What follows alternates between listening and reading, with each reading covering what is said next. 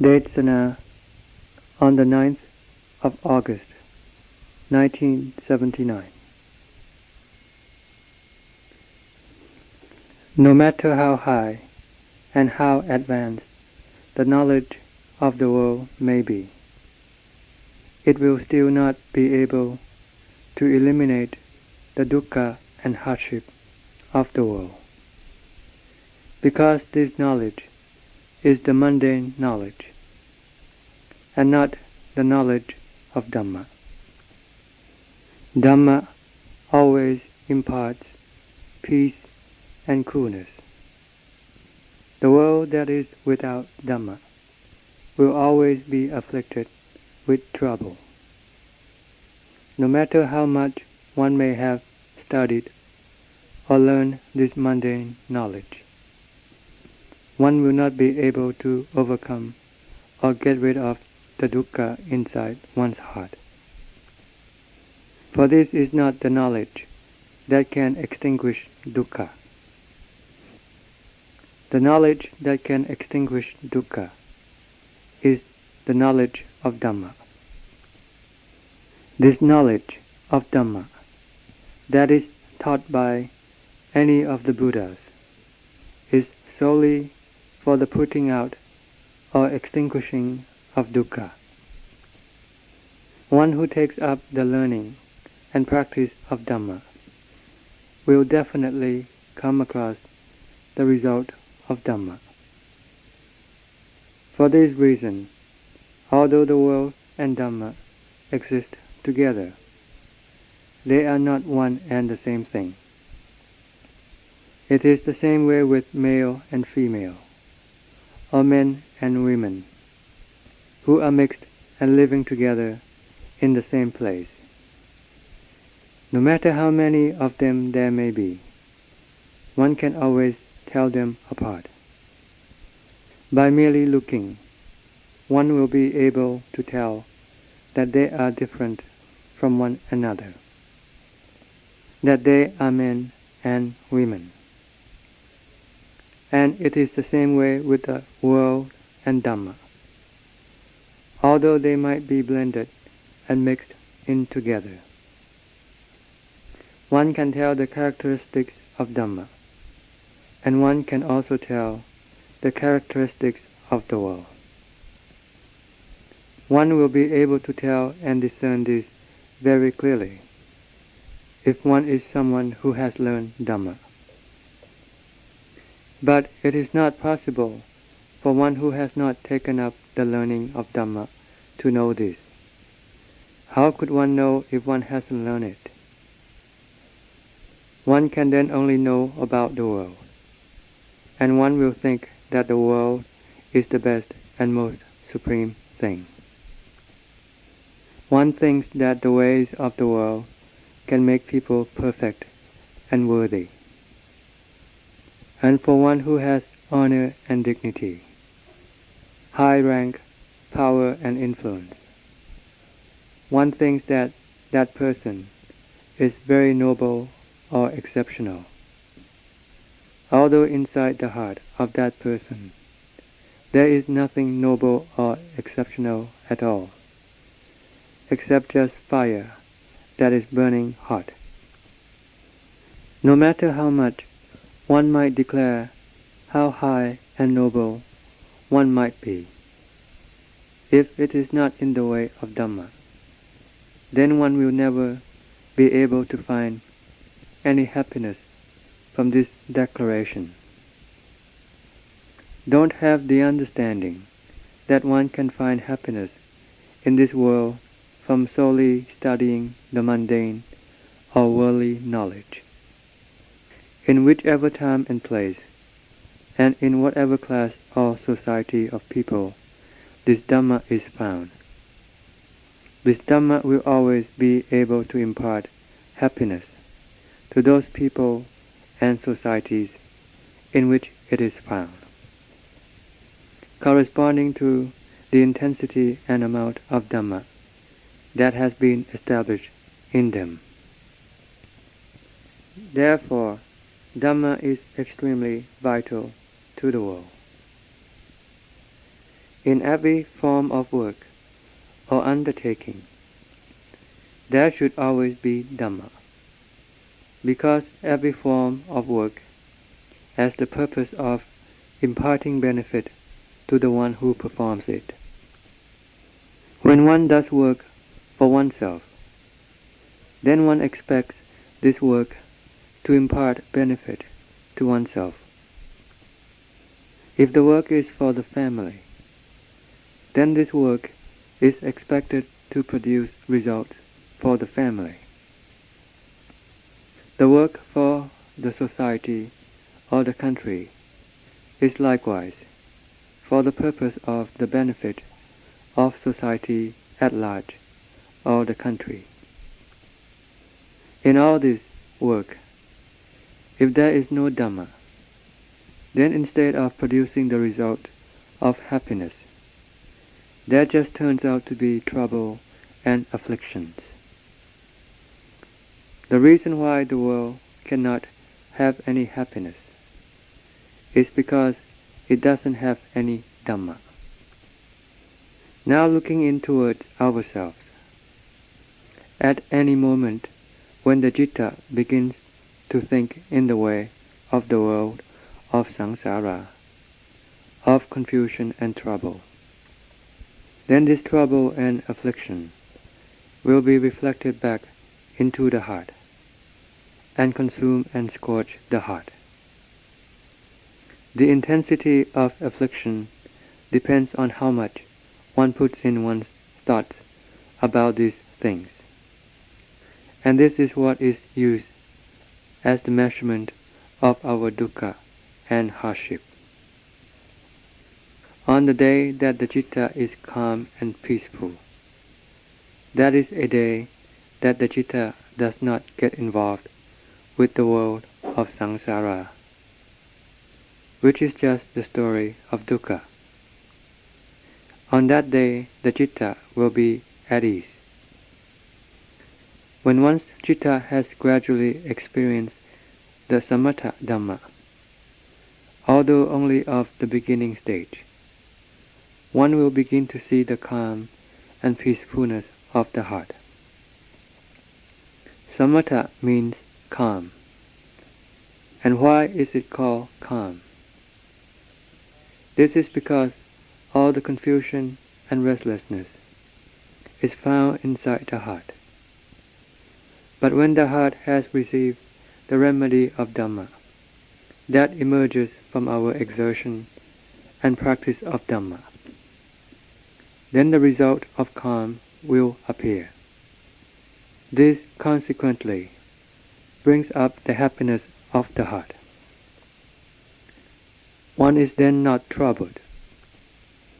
The aramana of the world and the aramana of Dhamma are different things. The thinking in the way of Dhamma and the thinking in the way of the world differ greatly from one another. Thinking in the way of the world is the way of accumulating dukkha, hardship, and trouble. But thinking in the way of Dhamma is the way of removal of the kilesas, tanha, and asava, and the dukkha that arises as the consequence of them. It gets rid of them from the heart. Therefore, one who believes in virtue and Kamma, and in the principles of the Lord Buddha, especially those who are practitioners, must concentrate their attention at this point, more than anything else. For this point is the correct place to concentrate our attention. We must constantly observe and look at the activities of the Citta. These activities follow the flow of the kilesas, tanha, and asava, that keep pushing this Citta to keep on thinking. And the more it thinks, the more it begins to round up and accumulate dukkha, which is the result of this thinking. They are inseparable. If one wants to think, one should think in the way of Dhamma.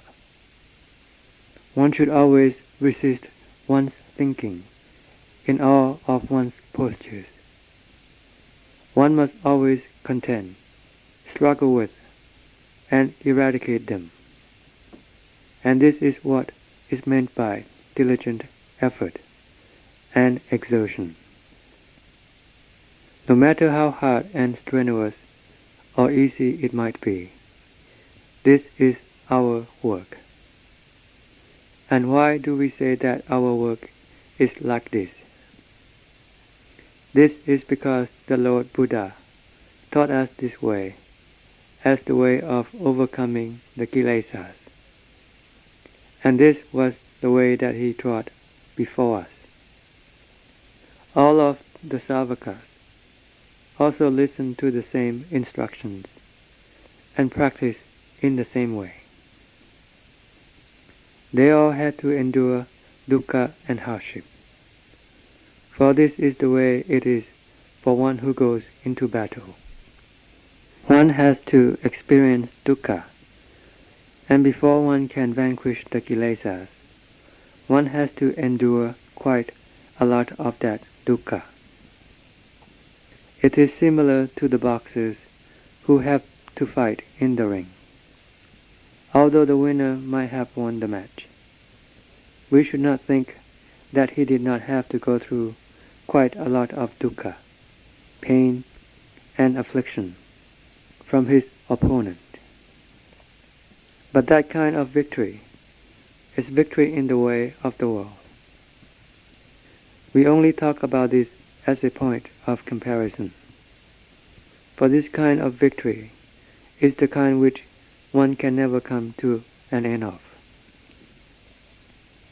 But with the contention of Dhamma and the kilesas, once one has attained to victory, then there will not be any more contention thereafter. The dukkha that arises from one's struggling with the kilesas, and the dukkha that arises from one's resisting them, and the dukkha that arises from one's being careful and cautious, and putting in one's effort into the investigation. This dukkha must be considered as quite a natural consequence of the kilesas. It is a fact accepted by everyone in this world. The Lord Buddha was the first one to experience this by passing out and going unconscious. How could he not experience dukkha? It is the same way with the Savakas, and this kind of experience was already accepted in the past. So how can we expect otherwise? How can we expect to come up with the result without having to go through this dukkha, and not having to experience the kind of hardship that the Lord Buddha and the Savakas went through? This is impossible. We have to go through dukkha as we tread in the footsteps of the Lord Buddha and the Savakas. They had to experience dukkha, so we must also experience dukkha. They had to endure it, so we must also endure it. They were fighters, so we must also be fighters. Then we can be said to be followers of the teacher. We must not take up these things, thoughts and arambana, that are created by the kilesas, and be deceived by them. We must not believe in those things, but instead, we must always be contending with them. Dhamma is the instrument that identifies the kilesas, and it is the instrument that contends and fights with them. Sati Dhamma is the Dhamma of awareness or mindfulness. It is the thing that takes care of one. The kilesas arise within the heart. And what is the cause for the appearance of the kilesas? It is the forms, sounds, smells, tastes, and tactile objects. They come into contact at the heart, and it is at the heart that we become aware of them. They manifest themselves in the various guises within the heart, and sati, or mindfulness, is within the heart also. It is capable of being aware of these things at every moment they come into contact, and one is capable of constantly contending with them. It is because we have already set up our determination to really give it a good fight. Sati is the most vital. This is Dhamma. We must be constantly taking care of ourselves with mindfulness. We should not remain doing nothing and being idle, and not having sati to take care of ourselves. We might think that this is a way of being at ease, but really it is just being complacent and lying waiting for the kilesas to come and cremate us.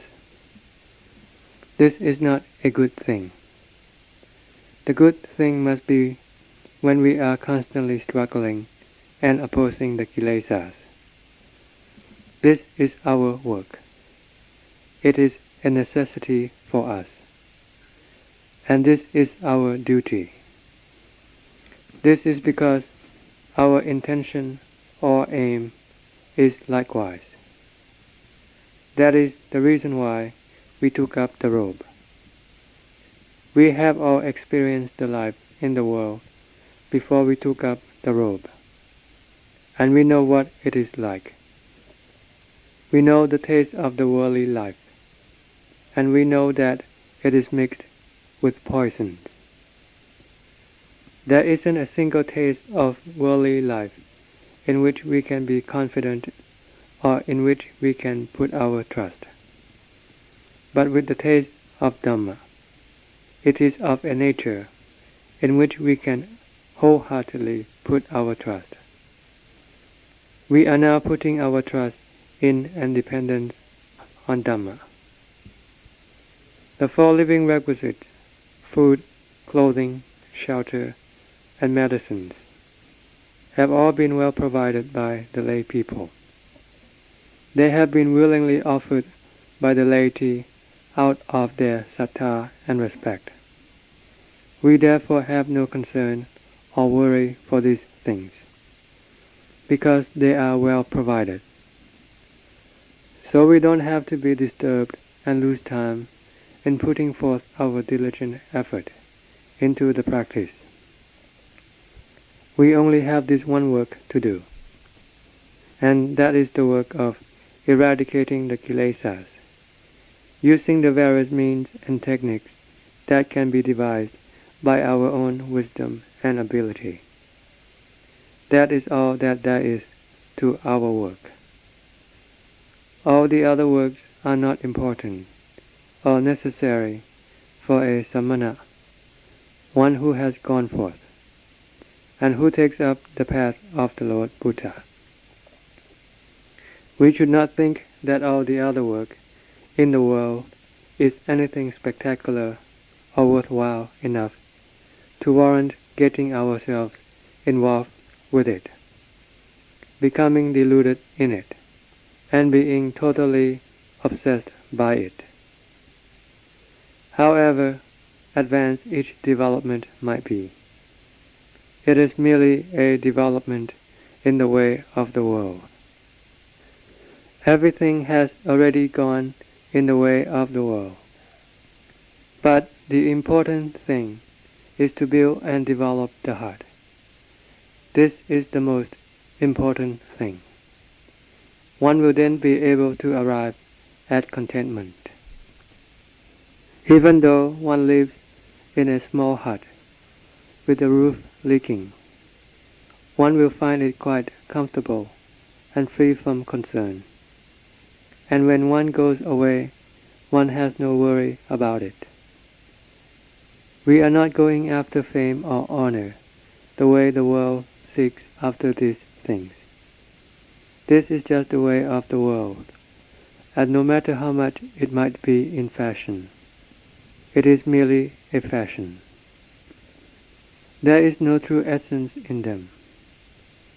But in the way of Dhamma, for one who practices following the teaching of the Lord Buddha, he will find security and satisfaction, even though he might be living in a small hut. This will always be so for him if he constantly exerts himself to the utmost of his ability and never lets it lag behind. Sati is extremely important in its being aware of the contention or interaction between the kilesas and Dhamma. Most of the time, it is the kilesas that destroy Dhamma. Be very careful and cautious. This is our duty. This is really our work, as I have told you from the depth of my heart, and out of my deepest appreciation for Dhamma, and from the result of my personal practice. I have also come across the result of Dhamma, and seen its worth and value. I follow the instructions of Dhamma, like the instruction that says, Rukkamula Sena Sanang, living under trees. This is the dwelling place and cultivating ground of one who is desirous of the total deliverance from Dukkha, having as the object of work Kesa, Loma, Nakha, Danta, Tajo, hair of the head, hair of the body, nails, teeth, and skin, and the rest of the 32 parts of the body. Taja Panchaka Kammatthana. This has the meaning of the list of the Kammatthanas, having the skin as the fifth in the list. This is the literal translation, but it actually means that it is the skin that wraps round everything, because it is the skin that wraps up and blinds and obscures the heart from perceiving the truth. Even though it is extremely thin, it can completely cover up the truth. That is why when the Lord Buddha taught the 5 Kammatthana and got to the skin, he then reversed the order. We must investigate these 5 parts until we get to the skin. Then we must turn the skin inside out. Look into the flesh and all the insides of the body. We must turn them all inside out. See what it looks like inside. We have seen the external parts, so now we want to look into the internal parts. When we look at the external, we are always deceived. Wherever we look at the external parts, they are all deception. The outer part of the skin deceives our eyes, but the inside of the skin will enable us to come up with the eye of wisdom, to really look into the truth of the rest of the parts of the body, that they are all of the same nature, like the inside of the skin. For this reason, the Lord taught us to investigate forwards and backwards, back and forth, repeatedly, again and again. It is the same way with farmers who rake and plow their fields, back and forth, again and again, until the soil is ready for planting. In our investigation, we should not count the number of times that we have investigated as a measure of our result of the Magga, Phala, and Nibbana. But we should take our adeptness and skillfulness in our investigation again and again, until understanding it truly and letting go of it. We will not have any attachment, because we will have seen truly with Panya that accords with Dhamma. When we have arrived at this stage, whether we let go of it or not, it will be let go of naturally by itself. This is the Dhamma that says Sanditthiko. This is the work of the Bhikkhu. Please set up this understanding and have it deeply embedded within your heart. Don't be aroused and immersed in the delusion of the world of Sankhara, and then go out of the way of Dhamma to follow the way of the world by becoming involved in the confusion of building projects like building temples and kutis and salas, or building this or building that. One just cannot live happily without doing this building and construction. So everything just turns into the way of the world, and there is no calm, peacefulness, and coolness within the heart. This kind of work is not conducive to peace and calm, but only to confusion and trouble internally and externally. Internally, it involves a lot of trouble inside the temple with the bhikkhus and samaneras, and externally, it involves the lay people. So it just turns out to be an affair that disturbs the world and the public at large, and it turns everything into mud and slime.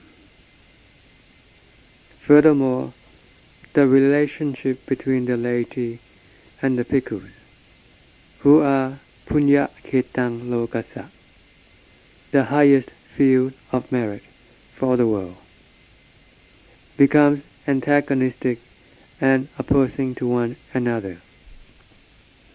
The Sangha now turns into a ghost instead of a field of merit that constantly eats up the people.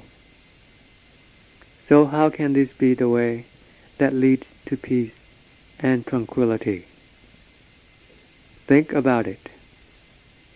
It is because this is not the work of the bhikkhus. The work of the bhikkhu is to develop virtue for himself and to develop the citta to perfection. One must have sati panya to constantly take care of the citta. One should never be without sati and panya. The citta will then become worthy and valuable. It cannot be beyond the training and disciplining ability of sati panya. The work that we do covers what we have mentioned earlier, and the Lord even has given us 40 subjects of meditation. Be it any one of these subjects of Kammatthana, it will be the work which will suit each individual personality and character. These are the works that we should take up and practice to train ourselves with. They are the most important works. One must use the 5 Kammatthana, that is, Kesa, Loma, Nakha, Danta, and Tacho, or the other 32 parts of the body, as one finds suitable to one's character and personality. One must investigate, using these objects as the basis for one's investigation. Investigate so as to see the truth of them. That is, to find out about their nature, because they are found right within our bodies, and are existing right here with us. We are not lacking in any of these parts of the body, so why can't we perceive the truth and realize it? How was it that the Lord Buddha and the Savakas were able to understand and realize this truth? Their eyes were similar to our eyes, and their hearts were similar to our hearts. Their sati was similar to our sati. The reason is that they used their sati and they used their panya in the right and proper way in investigating these things. They investigated following the reality or the true nature of these things. And so they came up with the right sati and right panya that accord with the Dhamma, and were capable of uprooting their own delusions and attaining to wisdom. This work is the work of uprooting the kilesas, tanha, and asava, and it is appropriate for the bhikkhu. This is the genuine work of the bhikkhu, and he should set up his determination and all of his effort into this work. One should not see any other work as more important than this work, for it would not be the principle of the Samana Dhamma, and it would not be the work that the Lord Buddha taught us to do. All of these other things are quite adequate for our needs. We should not be concerned or bothered with them, because this would just disturb ourselves uselessly. Let us dig and search into our work, no matter how hard and difficult it might be. We have to consider that we are now in the battlefield. Today we are having difficulty in contending with the kilesas. We must ask ourselves, what is the reason for this? What is the reason for the citta not being able to gain calm? We must concentrate our investigation to find out the cause of our restlessness and agitation. What kind of aramana is the citta being obsessed with? We must take that aramana as the object of our investigation, and analyze and investigate the truth and the nature of it, so that we can see it clearly as to what it really is. This will then lead us back into the flow of the citta, because this is the one that is being deluded in them, by drawing up the different concepts about these things, and then entangling and blinding itself. This entanglement is due to one's delusion, and one's presumption and assumption. This is the way of doing the investigation. At least we must make the heart attain to calm. We must coerce and master it with sati and panya. It will eventually calm down, because the heart is not beyond the power of sati and panya. It is the same way with every type of kilesa. They are not beyond the power of sati and panya. So how can the citta be beyond the ability of sati and panya? Dhamma is always superior.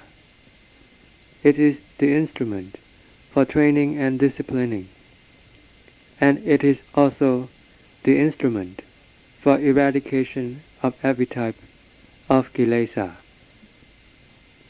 But when we use Dhamma, why do we seem to be having difficulty with the application? It always turns out that it is the kilesas that are cutting us down all the time. What is the reason for this? It is really because of ourselves. We must develop ourselves so that we will be able to catch up with everything that happens. We should not remain idle, doing nothing. We must use our sati and panya. We must come up with the various means and techniques. Once we have begun to think about it, then we will always be able to come up with new ways of doing this investigation, for they will appear as insight to us. This insight is in accordance with Dhamma. It is the insight into the nature of the kilesas, and we will be able to realize gradually all the various kinds of Dhamma as we go on. For this is the consequence of our reflection, meditation, and thinking in the way of Dhamma. This can be any part of our body, or any external things that come into contact with us. We must investigate these things. We must differentiate and see them as asubha. Both the external and internal can be used as the magga, the path. It is only this one sankhara that can be turned in the way of magga, the path of practice. It is the same old sankhara that can turn in the way of samudaya, the origin of dukkha. But normally, this sankhara is the instrument of the kilesas. It is a good source of samudaya, and has always been so. There is no question about this. In order to make this sankhara the instrument of magga, the means that will deliver us to freedom, we have to train this sankhara and develop it. We have to use this sankhara in our work in order that it will be working for Dhamma. If the citta has no calm or tranquility, how can a bhikkhu find any happiness? He is merely living in hell, the hell that is scorching his heart. And this fire is the fire of the kilesas. This is the fire of raga, the fire of dosa, and the fire of moha. And this is the heap of fire that constantly scorches and consumes inside the heart. How then can we find any happiness? What is there to this world? And what essence is there to this body and to this existence? Once the kilesas are constantly consuming the citta, one is then caught in the state of depression and despair. So how can we instill any worth and meaning into our life? We have to depend on Dhamma, which is meaningful and valuable. Using this Dhamma to eliminate and eradicate those unworthy things, which are the kilesas. For the kilesas are the chief culprits that make our lives become worthless. But when the kilesas are being dissolved, calm will appear as a natural consequence of that. In the beginning stages of practice, the state of calm is extremely vital. If the citta is not calm, then one will not be able to find any happiness. One will be living in the midst of the heap of fire, the fire of raga, dosa, and moha. We will not have anything superior or noble in us, except the yellow robe that we put on. What is the use of this yellow robe? There are plenty of them in the shops. We are not after the yellow robe, for this robe is only a symbol to indicate the kind of life we live and the kind of work that we do. And what is the work and duty of a bhikkhu? This work is in the eradicating of the kilesas, and not in the accumulating of them. And it is not the duty of the bhikkhu to remain idle and complacent within the midst of the fire of raga, dosa, and moha. One should rather rest in the state of calm, and one should remain cool within that state of calm. One must investigate and analyze this body to see its nature as being made up of the four elements, or as being anicca, dukkha, and anatta, or as being asubha, or as particula, filth that fills this body. This body is full of anicca, dukkha, and anatta. They are all found right within this body. We must concentrate our sati and panya to investigate right into this body, so that we can understand its nature very clearly. Living and staying with your teacher is not a definite thing. There is a constant state of change, because we are living in the world of anicca. So while we are still living with somebody who can give us the instruction, we should try to concentrate our effort in getting rid of and uprooting all the things that are harmful to us, by depending on our diligent effort as the means. When we have any questions, we should consult and question our teacher. I am always ready to help you in clearing up your questions, and to advise you on the practice of citta bhavana.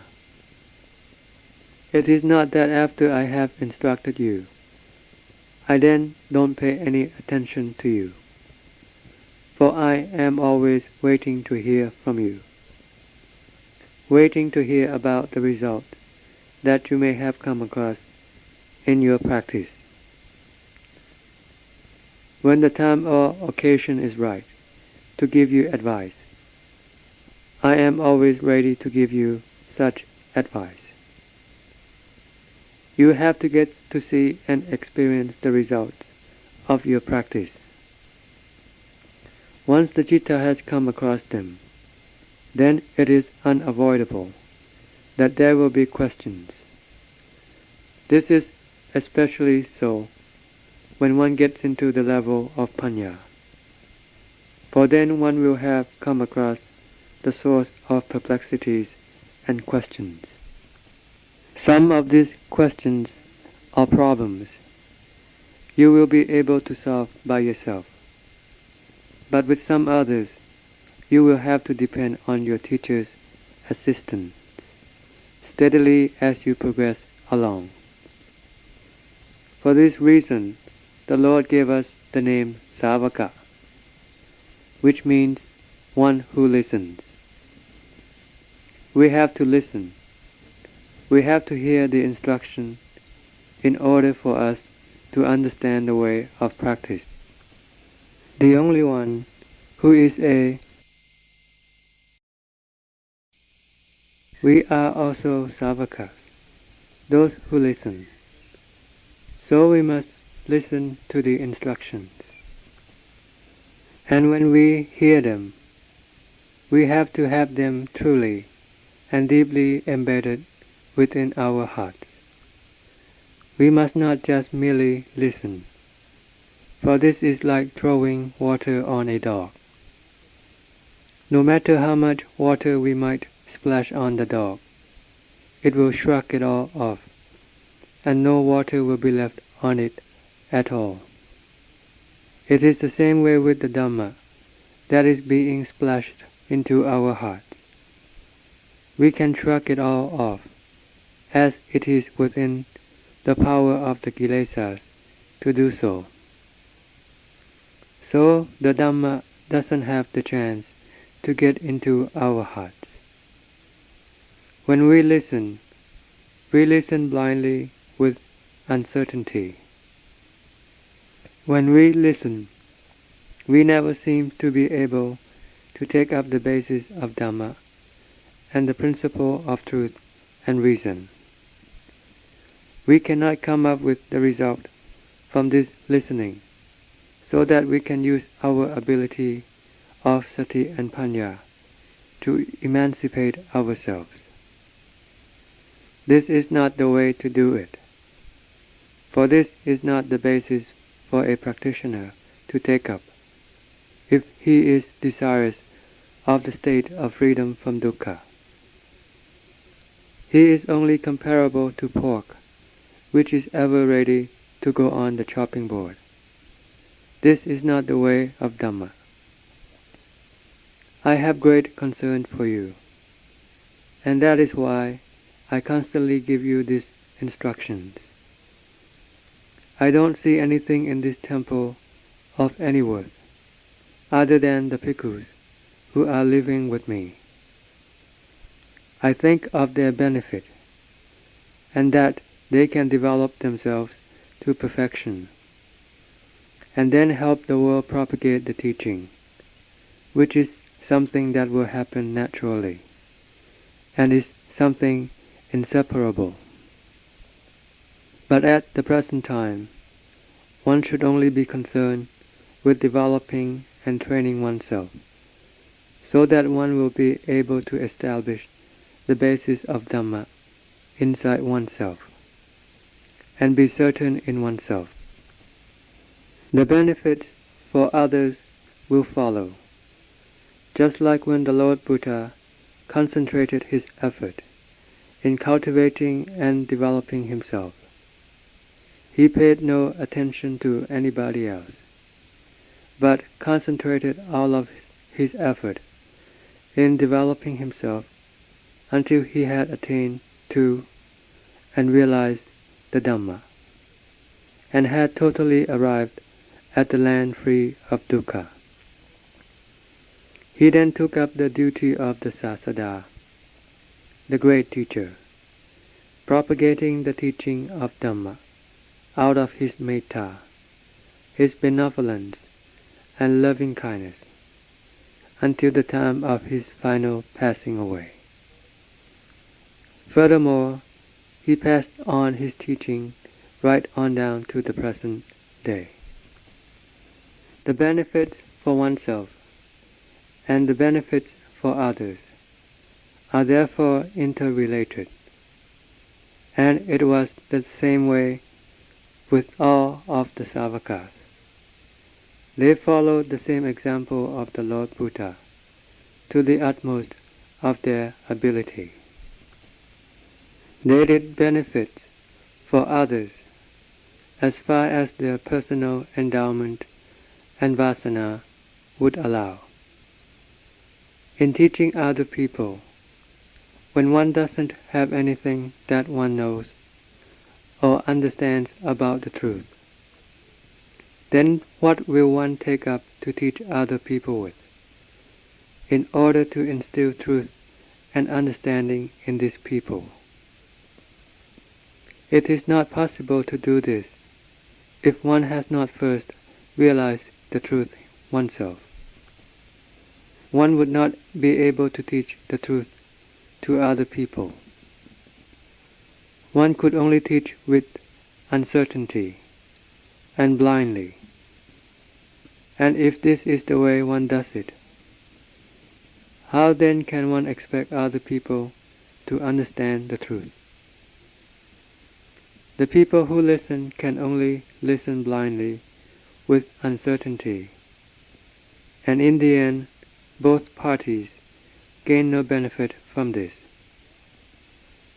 There are only the names of Dhamma and the names of the kilesas filling one's heart, but the truth of Dhamma never appears inside the heart. With what can one then be of benefit and usefulness for both the one who gives the instruction and the one who listens to it? It will not be of any benefit to either party. There can only be speculation and guesses, and the way of following the sasana with speculations and guesses can easily flounder and be easily swayed.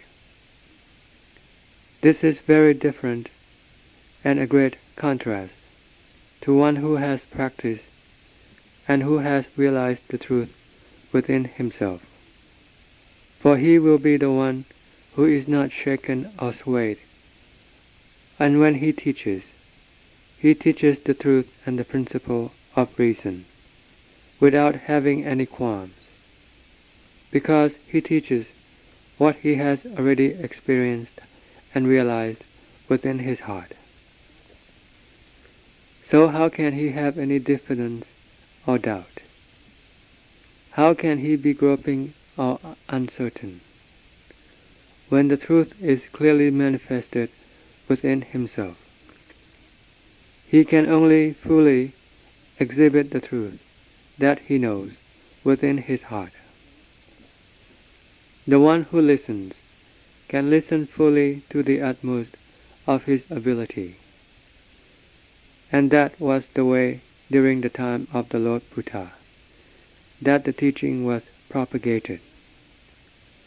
Therefore, the Dhamma that arises from practical experience and is transmitted into the heart of the one who listens is different from the Dhamma that one commits into one's memory.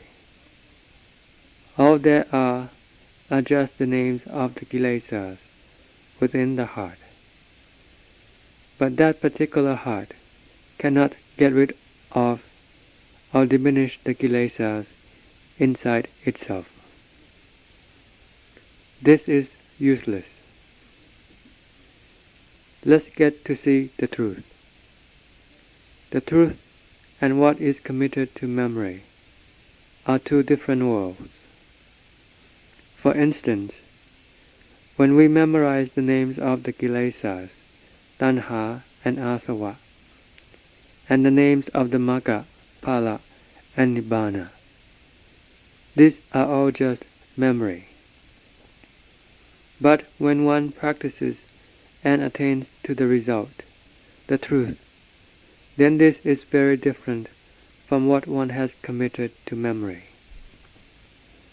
Memory cannot get rid of the kilesas, but the truth that one has realized and experienced, wherever it gets to, will always be able to eliminate the kilesas.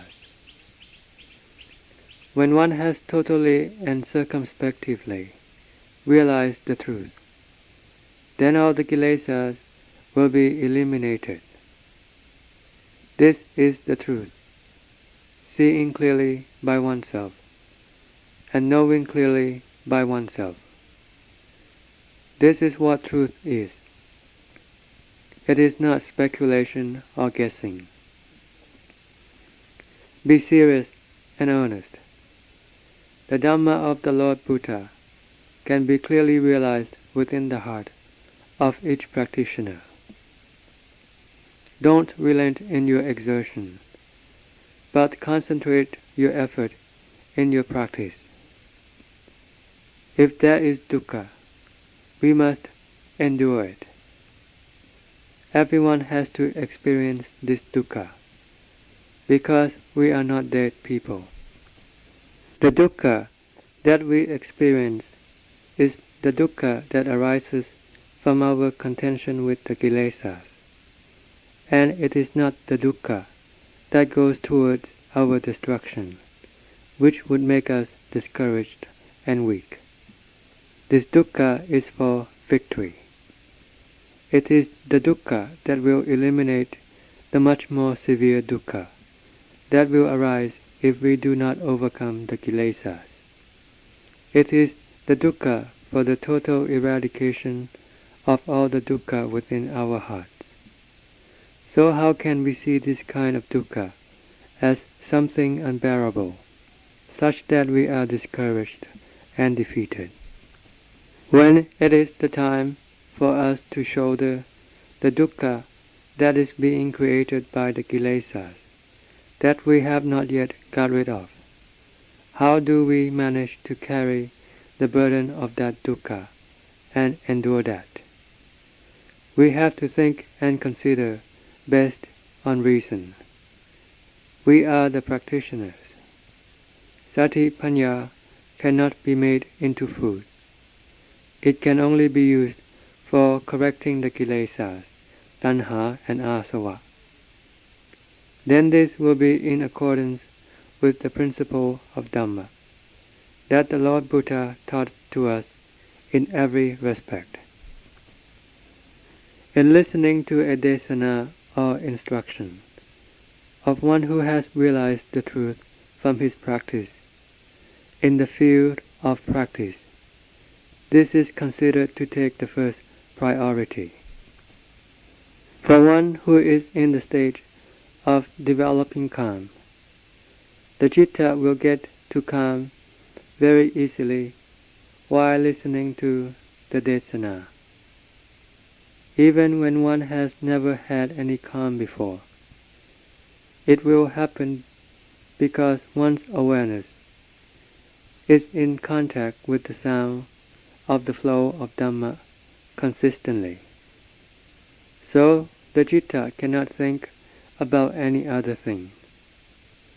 Normally, it is the tendency of the citta to think about this and that, even during the time when one tries to control it, when one is practicing citta bhavana. This thinking process can still easily continue on, because this thinking has always been much more powerful than sati and panya. Therefore, our sati, or mindfulness, that is being developed in the beginning stages, is not capable of catching up with this thinking. In the practical field, when one listens to a desana, one focuses the citta's attention inside, at the contact of the sound and the flow of Dhamma that comes into contact with the citta. Then the citta will not have the time to think about anything else, and then it will calm down. Once one comes to see the result clearly within oneself, it is much more effective than trying to develop calm on one's own, especially with the citta, which has established the base of calm. It will quickly and easily enter into calm when one listens to this instruction.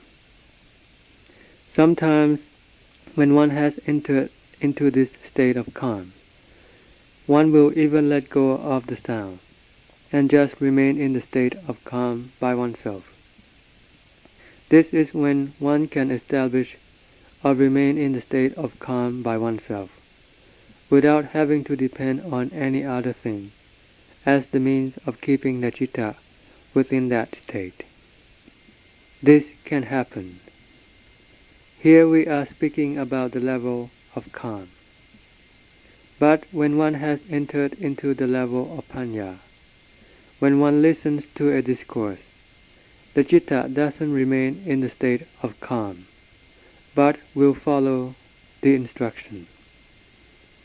It doesn't remain static, but keeps on following behind what has been instructed. It is as if it is about to fly. This is due to the power of panya. This is because even when one is alone, with panya it will be turning around relentlessly. And when one listens to the Desana of one's teacher, it will be revolving and following behind. It is as if the teacher is going ahead of us and clearing the way for us. We just merely follow along the path that he has opened up for us. And when our teacher gets to the point where we have been investigating, we will be waiting and wondering what he will say, and our attention will be focused right at that point. But when our teacher gets to this point, he just goes right through it, without having any hesitation, because he has already gone before us. He already knows about this point, why we still do not know it. So when he makes a drive and goes through it, as we follow behind, we also jump through and go beyond the point where we were. Then we would have passed beyond that stage. That is why I truly believe that during the time of the Lord Buddha, when the Lord gave his discourses, there were many people that attained to the Magga, Phala, and Nibbana, right at the time that the Lord gave the instruction. How can I not believe this when the truth itself has manifested within my heart? How can I not believe it when the truth inside attests to this fact? I can see this within myself. Who can be wiser in the way of teaching people than the Lord Buddha? Think about that. The Lord Buddha is the greatest and the foremost teacher. Next to him were the Savakas. They also realized and experienced the truth within themselves. So whatever they talked about, they only taught the truth, because it was what they had experienced within themselves. The one who listens and who is aiming at the truth will know and come to understand, and will be impressed. This is because the discourse that is being given is not given by one who doesn't know and understand what the meaning of Dhamma is, and says everything by speculation and conjecture. Then those people who listen merely listen, and believe that by listening they can develop a certain amount of tendency and inclination for Dhamma. But this really doesn't do any good. The discourses and Desanas given in the field of pariyatti, the field of studying, and the Desanas given in the field of practice are two different things. Most of the time our heart is fake and unreal. It is very seldom that it is Dhamma. Most of the time it is faked. That is, it is not in the way of Dhamma, when it thinks and concocts about the various things. So this is the place where we have to try to correct and remedy. We have to be very careful and cautious, and we should not look too far away, because the main culprit is the citta itself. There is nothing other than the citta that is constantly building up trouble. It constantly concocts and imagines about the things of the past and the things of the future, and about those forms, sounds, smells, tastes, and tactile objects, and about good and bad. It just thinks about and imagines about these things constantly, without ever coming to an end, and it causes us to be bothered and in a state of confusion, as well as being deluded in these things. No matter how long ago the things that we bring up to think about happened, we will bring them up to think about all the same, so that we can be happy or sad, or just go mad and crazy over these things. We are deceived and deluded in the tricks of the kilesas that exhibit themselves through the Khandhas. The Khandhas are the original instrument of the kilesas.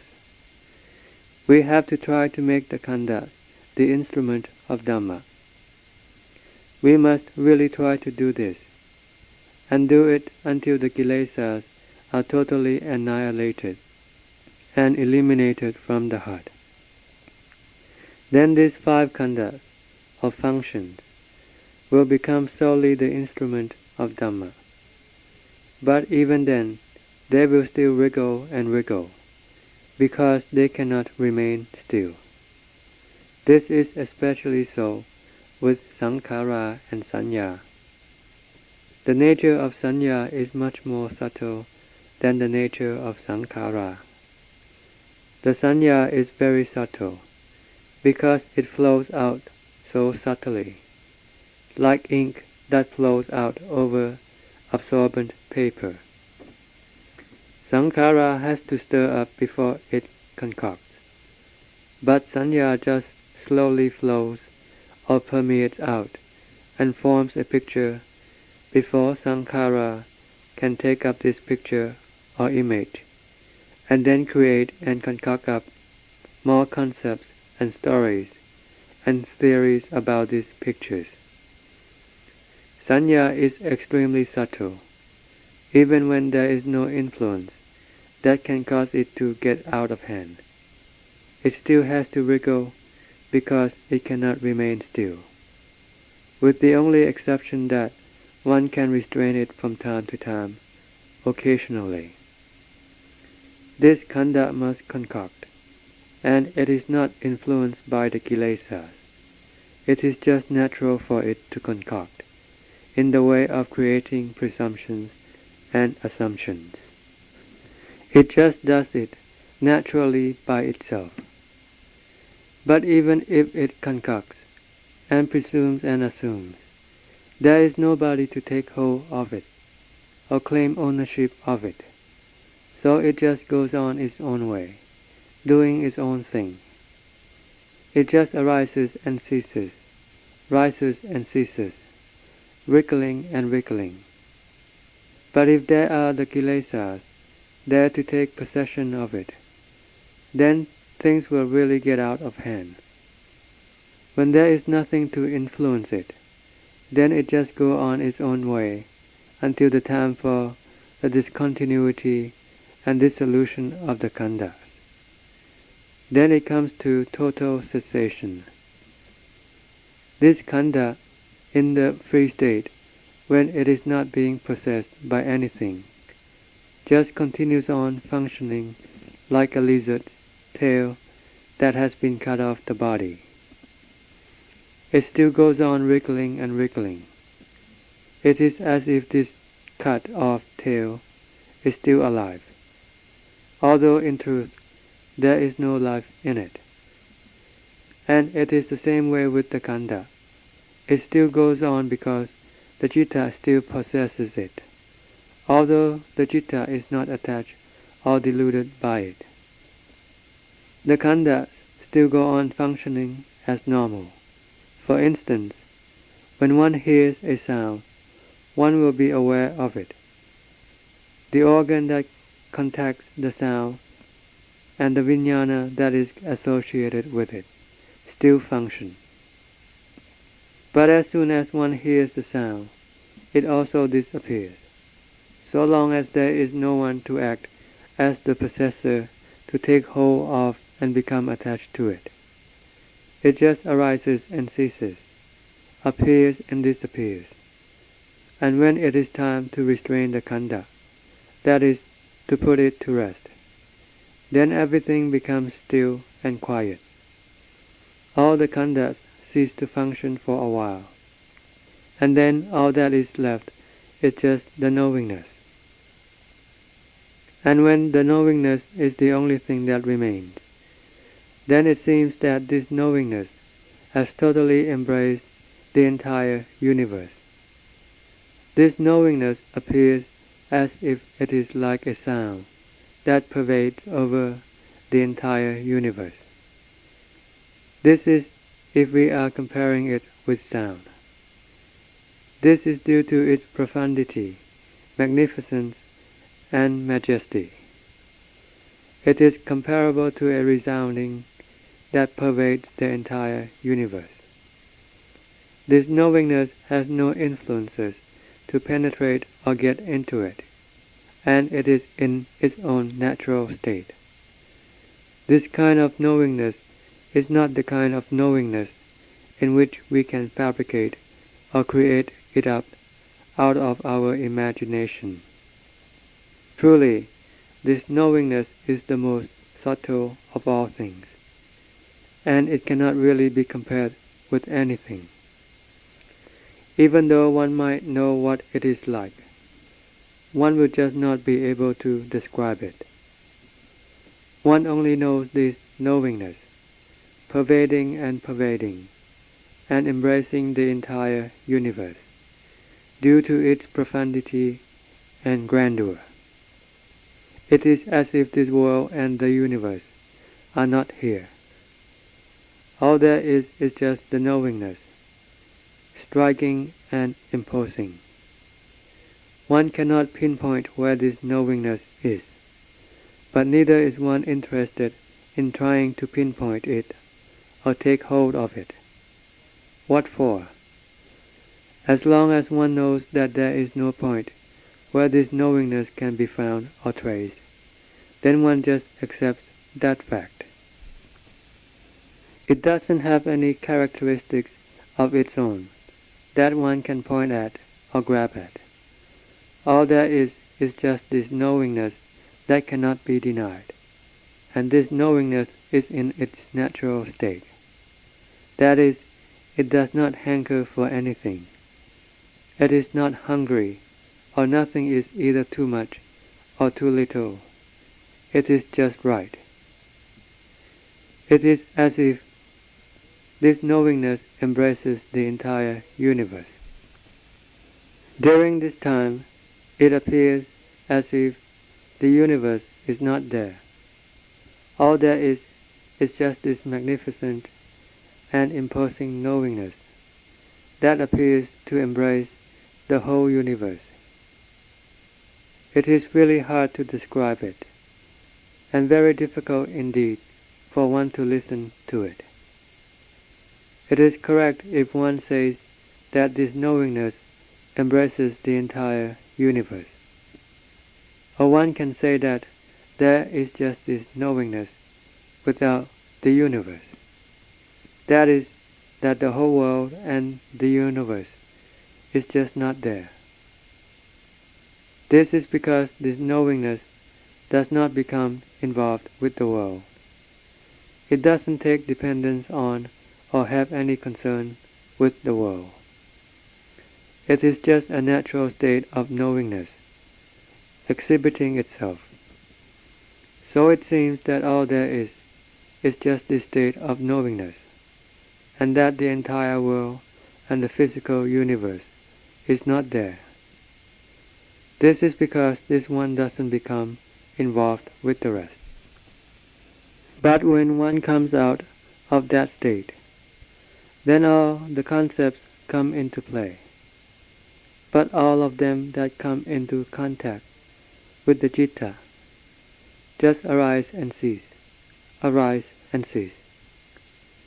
But there is nothing to come and bind and connect this thing, so that it becomes a big chain of events. There is no samudaya to stir up trouble for the citta. Whatever arises immediately ceases and disappears. One just merely makes use of the Khandhas as they still go on. You must get to see this for yourself. Speaking like this, it sounds like I am just telling you a story and stretching your imagination. But really, when the time comes when one has truly realized this for oneself, one cannot keep it inside. This is what the genuine truth is like. Every day is the same. It remains constant. That is, one cannot say, how come the citta is like this today, and how come the citta is like this on another day, and on a different day. This doesn't happen. One then clearly realizes that it is the kilesas that cause the citta to change, to become this and to become that. Whether it is on the coarse, intermediate, or subtle level. These are all the tricks and deceptions of the kilesas. But when one has transcended them, then there is nothing else to come and deceive it. Then everything is just the same. All that there is just day and night.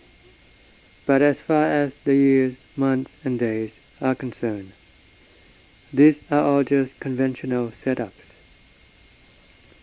Looking at it from the natural principle, one is not concerned with these things.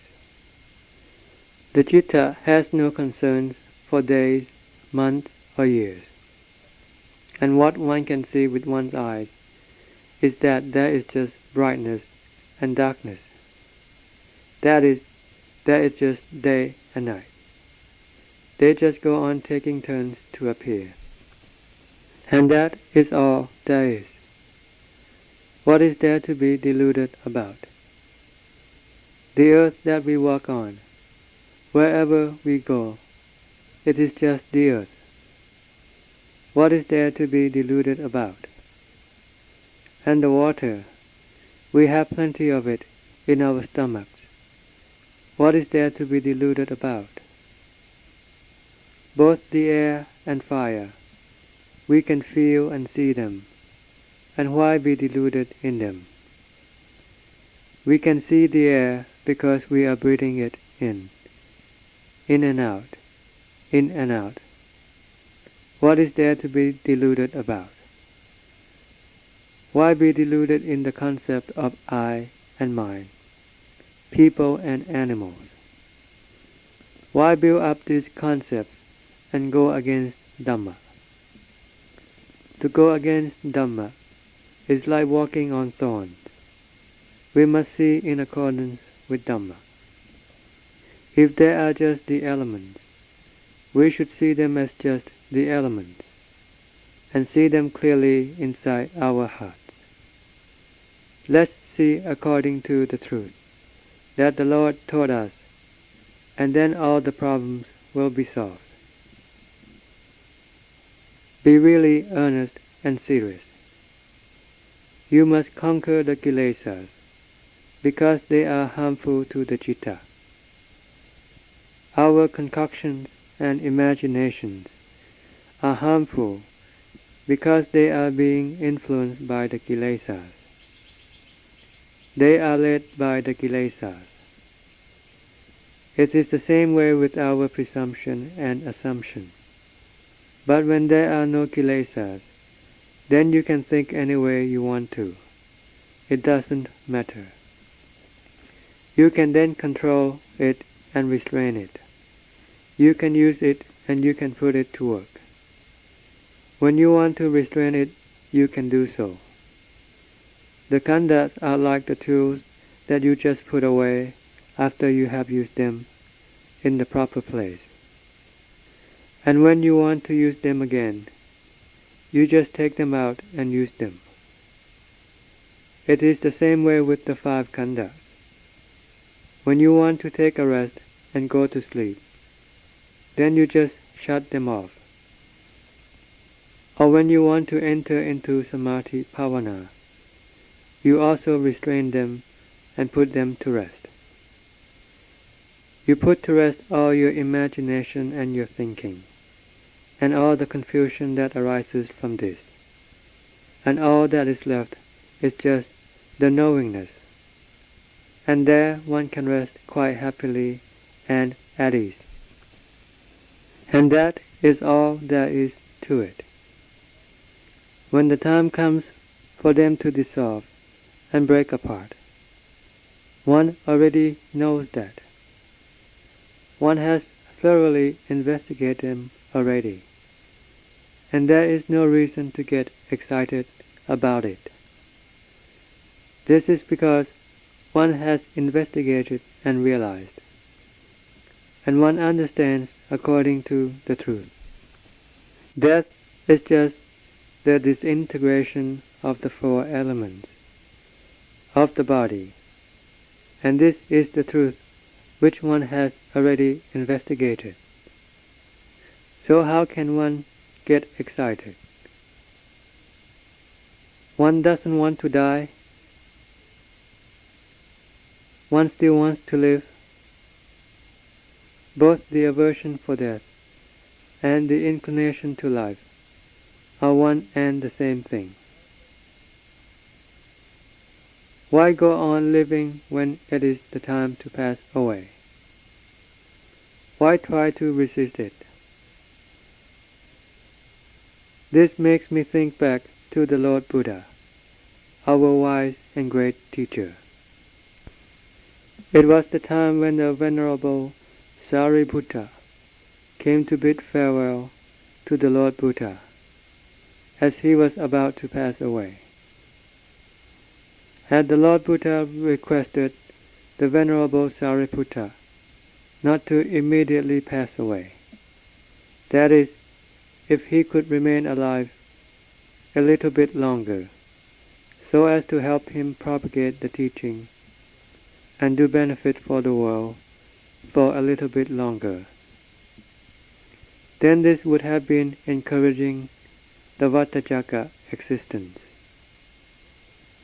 For the Lord not to want him to pass away when death was imminent, when it was the time for death to happen, would have been trying to resist death. But had the Lord said, "All right, pass away," then this would have been another extreme, as if the Lord was encouraging death. What the Lord replied was that when the time was right for him, then all right, let it happen. And this is a very appropriate reply. When he said, when the time is right, he meant that things should be allowed to happen naturally, following the natural principle that Sariputta had already investigated. In this way, one doesn't protest or resist this natural course of events, like asking Sariputta not to depart immediately. For this is wrong, because one is going against the truth. He could have said, "All right, go ahead, pass away." But again, when it is not the time, why pass away?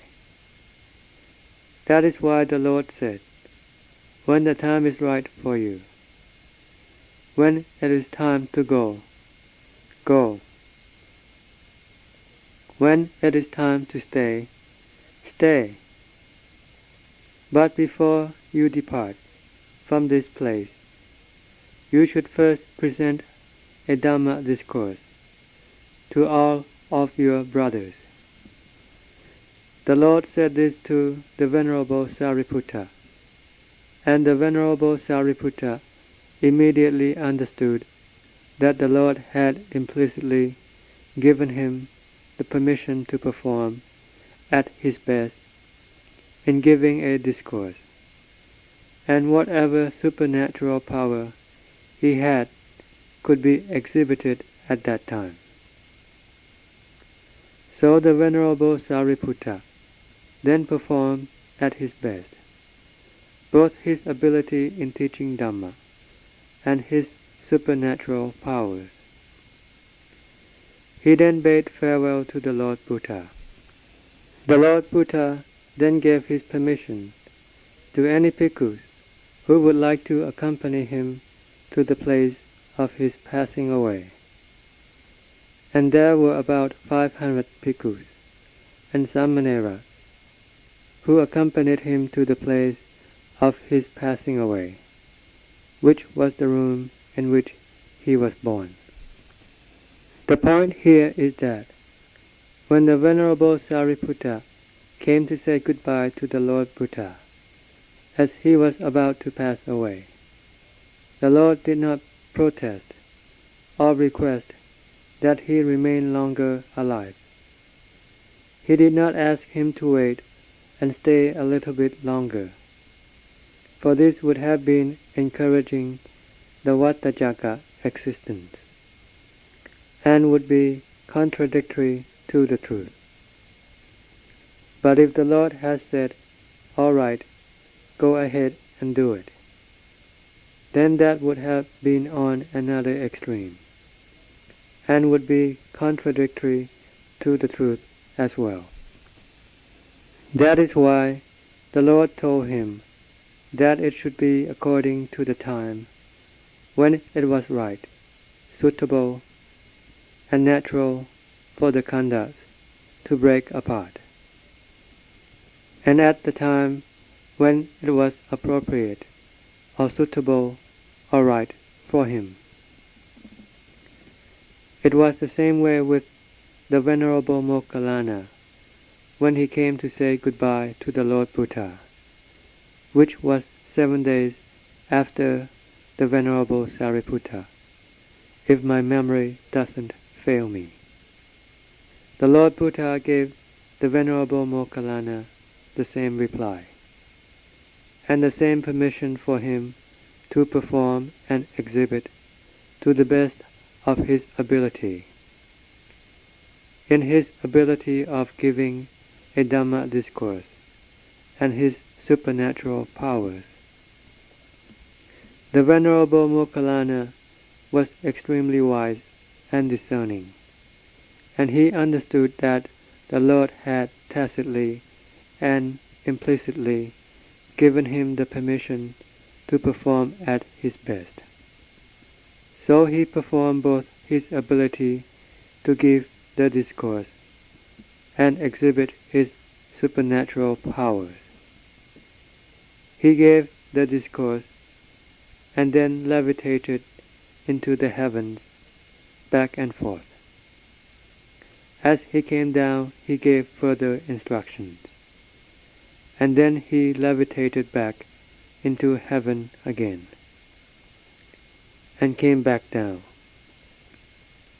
The Lord Buddha also gave the bhikkhus and samaneras permission to accompany the Venerable Mogallana as he went away for his passing away. Anybody who wanted to accompany him could do so. End of Desana.